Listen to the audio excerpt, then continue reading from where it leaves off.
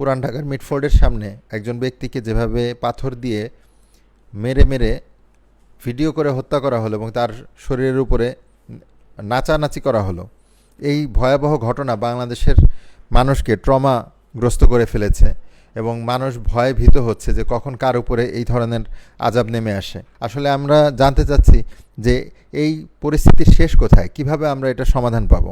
যে বললেন যে এই পরিস্থিতির শেষ কোথায় আর এই শুরুটা হলো কেন, আগে তো সেটাকে বুঝতে হবে। অসুখের কারণ কি, অসুখটা কেন হলো। ডাক্তার যে কোনো রোগী যদি ডাক্তারের কাছে যায়, ডাক্তার আগে ফাইন্ড আউট করার চেষ্টা করেন যে এই রোগের কারণ কি, এই রোগটা কেন সৃষ্টি হলো। এই যে মানে নৃশংস হত্যাকাণ্ড, এই যে প্রকাশ্য কুপিয়ে আমরা দেখলাম লোকে বৈঠা দিয়েও কিন্তু মানুষ খুন করা হয়েছে, সেটা যাওয়ার পরে আবার খুনের মহড়া হয়েছে, এখন পাথর দিয়ে পিটিয়েছে। সে মধ্যযুগীয় কায়দায়, মধ্যযুগে কিন্তু এই ধরনের নৃশংসতা হতো, যেগুলি ধর্মকে দায়ী করা হয়, যে ধর্মীয় সেন্টিমেন্টের ব্যাপারে কথা বলা হতো। কিন্তু এখন এই আধুনিক, আমরা আজকে স্বাধীনতার পরে 53 বছর থেকে গণতন্ত্র প্র্যাকটিস করেছি, মানুষের তৈরি জাতীয়তাবাদ প্র্যাকটিস করেছি, ধর্মনিরপেক্ষতাবাদী সংবিধানের মূলনীতি প্র্যাকটিস করেছি। তো এখন আমাদের এই অবস্থা কেন? এই যে ফেসিবাদকে আমরা তাড়ালাম, শান্তি হবে শান্তি হবে, গত 11 মাস কি হলো দেশে কি হলো? চুরি, ডাকাতি, ছিনতাই, রাহাজানি, মব, এটা দিনকে দিন বেড়ে চলেছে। তো প্রথম কথা হচ্ছে এর কারণটা কি? আরও ভয়ঙ্কর ঘটনা ঘটবে, দেখেন না সামনে কি হয়। আপনার জননেতাদেরকে ন্যাংটা করে রাস্তা ঘুরানো হচ্ছে, সামরিক বাহিনীর অবসরপ্রাপ্ত কর্মকর্তা, আমলা, কার মান সম্মান আছে আপনি বলেন? কেউ ভয়ে এখন রাস্তায় পথ চলতে সাহস পায় না, দিনের বেলা ডাকাতি করা হচ্ছে। তো এইগুলির মেইন কারণটা হচ্ছে, প্রথম কারণ হচ্ছে মানুষ হিসেবে আমরা আল্লাহর দেওয়া বিধান বাদ দিয়েছি, আল্লাহর দেওয়া হুকুম বাদ দিয়েছি। আল্লাহকে আমরা বিশ্বাস করি, নামাজ পড়ি, বাস, কিন্তু আল্লাহর আইন, আল্লাহর হুকুম, আল্লাহর বিধান জাতীয় রাষ্ট্রীয় জীবনে আমরা প্র্যাকটিস করি না। এই হচ্ছে মেইন কথাটা। এখন এখান থেকে উত্তরণের উপায়, প্রথমটা যদি বুঝতে পারেন দ্বিতীয়টা বুঝবেন। যে এখান থেকে উত্তরণের উপায় হচ্ছে এই, যে এখন সবাইকে এই সিদ্ধান্ত নিতে হবে যে আমরা এই বিদ্যমান যে ব্যবস্থা, প্রচলিত ব্যবস্থা, মানুষের তৈরি সিস্টেম, এটাকে আমরা বাদ দেব। এটা আর চলবে না, এটা দিয়ে মানুষ আর শান্তি পাবে না। এভাবে মানে পাথর দিয়ে পিটিয়ে মানুষ মারা হবে, লোকে বৈঠা দিয়ে পিটিয়ে মানুষ মারা হবে, হাজার হাজার কোটি টাকা ছিনতাই করে মানে নিয়ে যাওয়া হবে। তো এভাবে চলবে।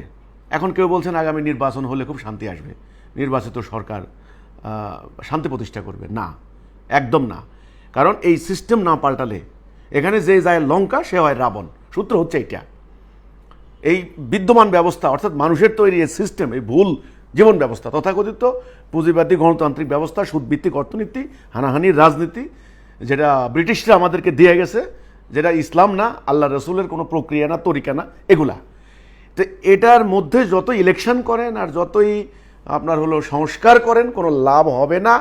এইভাবে নিত্য নতুন খুনের ভয়ানক দৃশ্য দেখবেন, আর সোশ্যাল মিডিয়া ভাইরাল হবে, মানুষ মানে ট্রমাগ্রস্ত হয়ে যাবে মানুষ, সোজা কথা ট্রমাটাইজ বলে, এটা হয়ে যাবে।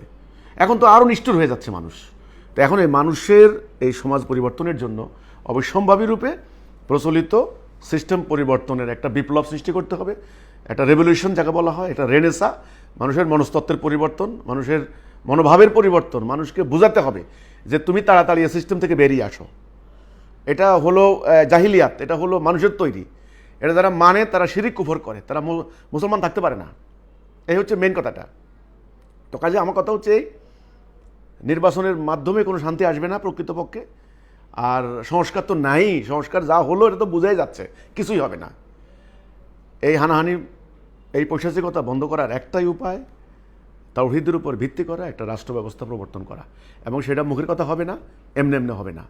এটার জন্য একদল মোমেনকে, একদল সত্যনিষ্ঠ মানুষকে জীবনের বাজি নিয়ে সংগ্রাম করতে হবে, লড়াই করতে হবে। তবে যদি আল্লাহ দয়া করে এই পরিস্থিতি পরিবর্তন করেন, এই হচ্ছে আমার কথা। এখানে বিক্ষোভ মিছিল হচ্ছে, দেখবেন অনেক বিক্ষোভ মিছিল জামাত ইসলামী করছে, চরমনাই করছে, অর্থাৎ বিএনপিকে যারা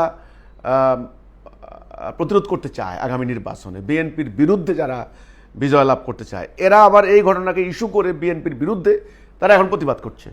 বিএনপি আবার নানানভাবে এটার সঙ্গে সম্পৃক্ত নয় বলে তারা আবার বিবৃতি দিচ্ছে। তো এই ধরনের ইস্যু নিয়ে রাজনৈতিক হানাহানি, দোষাদোষি, এগুলো চলতেই থাকবে।